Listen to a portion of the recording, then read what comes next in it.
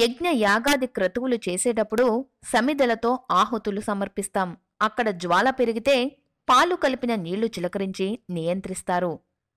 ఆకాశం నుంచి వాయువు, వాయువు నుంచి అగ్ని, అగ్ని నుంచి నీరు, నీటి నుంచి భూమి, భూమిపైన ఔషధుల సాయంతో అన్నరూపంగా ఉన్న ఈ పంచతత్వాలను స్వీకరించి మనిషి ఏర్పడ్డాడు. అగ్ని పెరగడానికి గాలి సహాయపడుతుంది. అగ్ని చిన్నదిగా ఉంటే అదే గాలి దాన్ని ఆర్పివేస్తుంది. మనలోని జ్ఞానాగ్నికి దీపం ప్రతీక. అది నిరంతరం వెలుగుతూనే ఉండాలి. అందుకే దీపం ఆరిపోతే అపశకునమంటారు. గాలిలో దీపం పెట్టి దేవుడా నీదే భారం అని అనుకోకూడదు అని పెద్దవాళ్లు చెప్తూ ఉంటారు. దాన్ని రక్షించుకోవడం కూడా మన బాధ్యతే.